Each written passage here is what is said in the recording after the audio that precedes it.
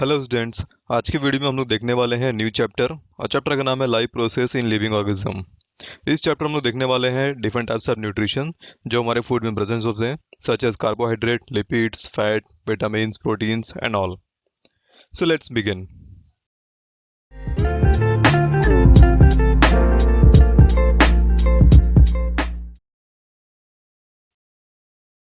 Components of food. Food में कौन कौन से कंपोनेंट्स होते हैं? फूड में micronutrients as well as macronutrients होते हैं। माइक्रोन्यूट्रिएंट्स मतलब क्या? बड़े न्यूट्रिएंट जिनके मॉलिक्यूल साइज बड़े होते हैं। और माइक्रोन्यूट्रिएंट्स का मतलब होता है बहुत ही लिमिटेड अमाउंट में अपने को न्यूट्रिशन चाहिए होता है, बहुत ही ज़्यादा छोटे होते हैं उनके molecule as compare to the micronutrients.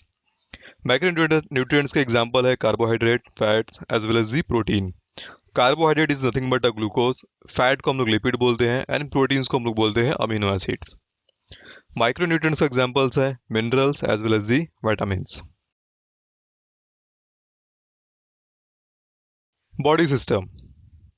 Energy produce करने के लिए हमारे बॉडी में बहुत सारे बॉडी सिस्टम इन्वॉल्व होते हैं, such as circulatory system, digestive system, nervous system, respiratory system and some other.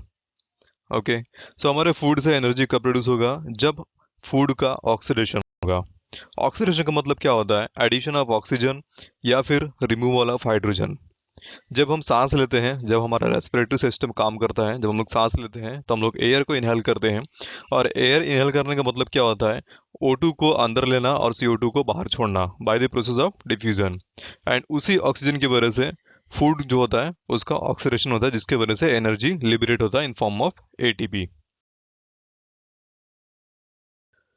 What are the carbohydrates? Carbohydrates होते क्या है? तो यहाँ पे आप डायग्राम देख सकते हैं, मैंने सोर्सेज दिया हुआ है। पहला है fruits, then second is potato and sugar. ये सारे जो फूड्स हैं इनके अंदर में भर भर के कार्बोहाइड्रेट्स होता है। अगर हम लोग 1 ग्राम ऑफ कार्बोहाइड्रेट लेते हैं तो उससे हमें 4 किलो कैलोरी एनर्जी मिलती है। लेकिन अगर कार्बोहाइड्रेट अगर एक्सेस हुआ तो अगर मैंने कार्बोहाइड्रेट सपोज अगर मैंने ज़्यादा ले लिया तो क्या होगा? इनका स्टोरेज होना चालू हो जाएगा, स्टोरेज इन लीवर या फिर as well as the muscle in form of glycogen. Proteins. Proteins क्या होते हैं? प्रोटीन्स का दूसरा नाम है बिल्डिंग ब्लॉक ऑफ बॉडी। ये हमारे बॉडी के जो मसल्स होते हैं उसको बनाने में हेल्प करते हैं। उसके जो मेजर सोर्सेज हैं वो है meat, egg as well as the various kind of pulses. Protein बनता है किससे? है प्रोटीन अमीनो एसिड से बनता है। हमारे बॉडी में 20 टाइप्स का अमीनो एसिड्स होते हैं एंड इन्हीं से हमारे बॉडी में प्रोटीन्स बनते हैं। 1 ग्राम प्रोटीन से हमें 4 कैलोरी एनर्जी मिलती है, सेम एज कार्बोहाइड्रेट।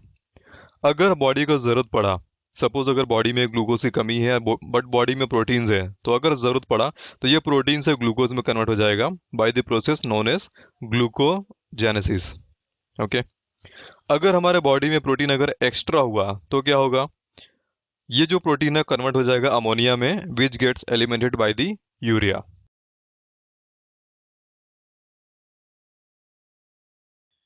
अब अमीनो एसिड होते क्या हैं?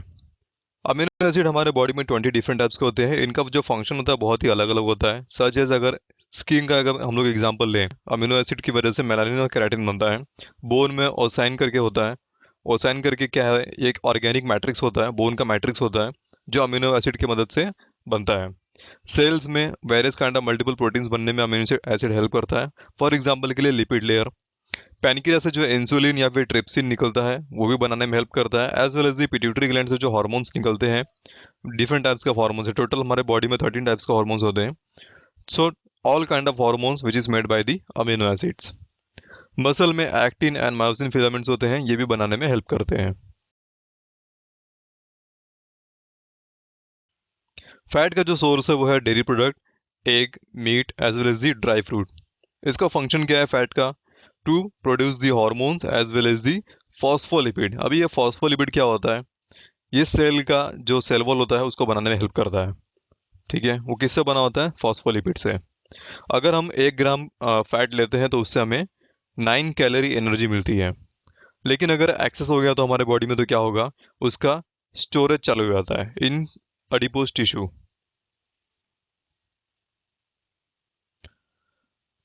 वाइटामिन्स। वाइटामिन्स को हम लोग रिपेयरिंग न्यूट्रिएंट्स बोलते हैं। हमारे बॉडी में टोटल 6 टाइप के विटामिन्स होते हैं मेनली।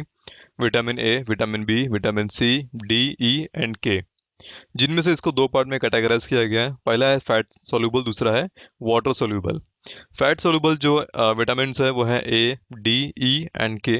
एंड वाटर सोल्यूबल में जो विटामिन है वो है सी एंड बी।